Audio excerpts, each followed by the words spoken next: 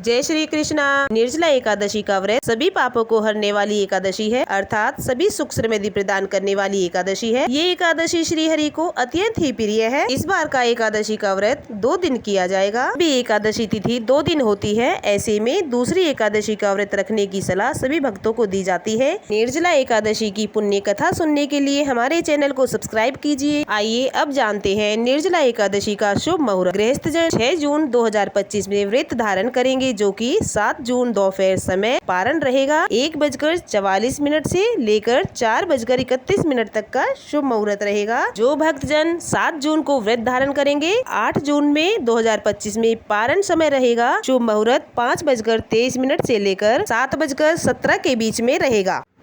ज्येष्ठ मास की शुक्ल पक्ष की तिथि में निर्जला एकादशी की कथा का श्रवण करते हैं।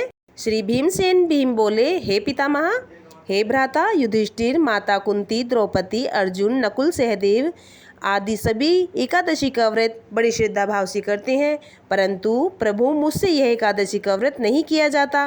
हे प्रभु, मेरे भ्राता कहते हैं एकादशी के दिन की अन्न खाने की सख्ताई मना है, परंतु प्रभु मैं अन्न खाए बगैर नहीं रह सकता। आप मुझे कोई ऐसा उपाय बताइए कि मैं भगवान की पूजा करने उपरांत से ही प्रभु को खुश कर सकूं। इसके बाद व्यास जी ने कहा कि हे भीमसेन, यदि तुम नरक को बुरा समझते हो और स्वर्ग को अच्छा समझते हो तो प्रत्येक माह की एकादशियों का व्रत तो करना ही होगा, परंतु अगर प्रत्येक माह की एकादशी का व्रत नहीं कर सकते तो ज्येष्ठ मास में निर्जला एकादशी का व्रत शुक्ल पक्ष की तिथि में आता है। इस व्रत को करने से भक्तों को स्वर्ग की प्राप्ति अवश्य होती है और मोक्ष को प्राप्त कर लेता है।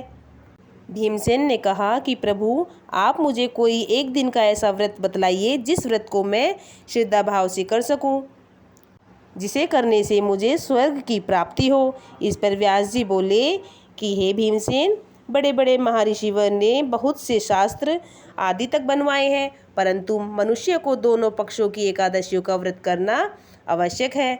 इससे वह स्वर्ग को प्राप्त कर लेते हैं और मोक्ष को अवश्य ही प्राप्त हो जाता है।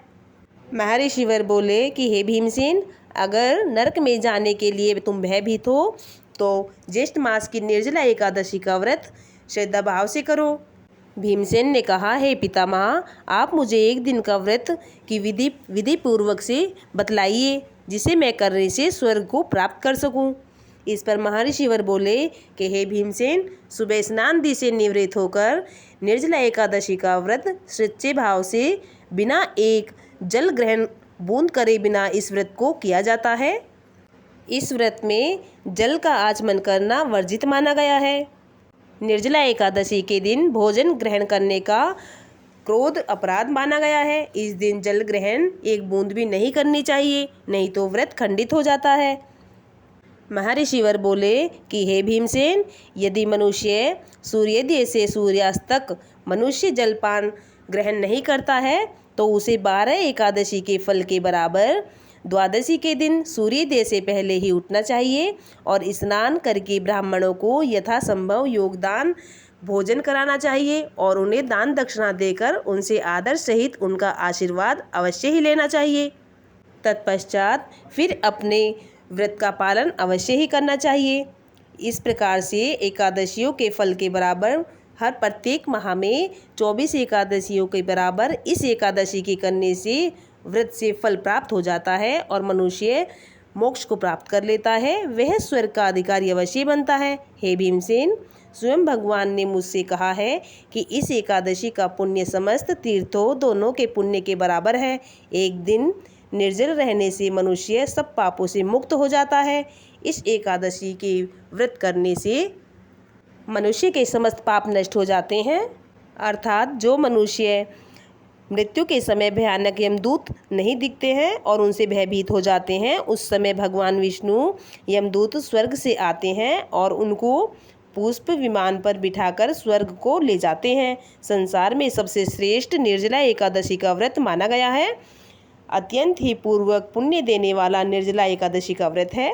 निर्जला एकादशी के दिन प्रभु का नाम जपते रहना चाहिए। किसी की निंदा, किसी की चुगली, किसी की बुराई नहीं करनी चाहिए।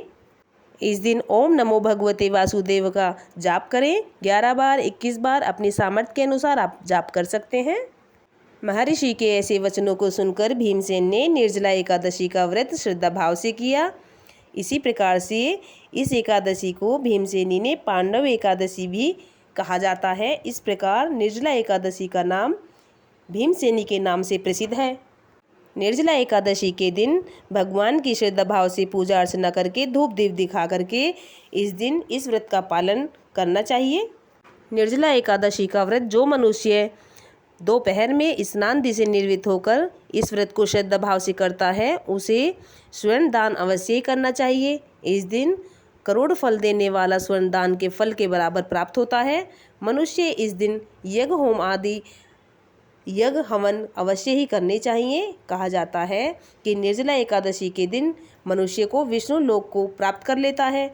इस दिन मनुष्य को अन्न ग्रहण बिल्कुल नहीं ग्रहण करना चाहिए। महर्षि वर बोले कि हे कौंती पुत्र, जो पुरुष स्त्री इस व्रत को श्रद्धा पूर्वक से करते हैं उनका भगवान सदैव कल्याण करते हैं। उन्हें सर्वप्रथम विष्णु भगवान की पूजा अर्चना अवश्य श्रद्धा भाव से करनी चाहिए। तत्पश्चात गोदान करने का बहुत बड़ा महत्व है। इस व्रत में निर्जला एकादशी के दिन गौदान करने का और अन्न जल दान करने का, वस्त्र छाता दान करने का बहुत बड़ा महत्व है।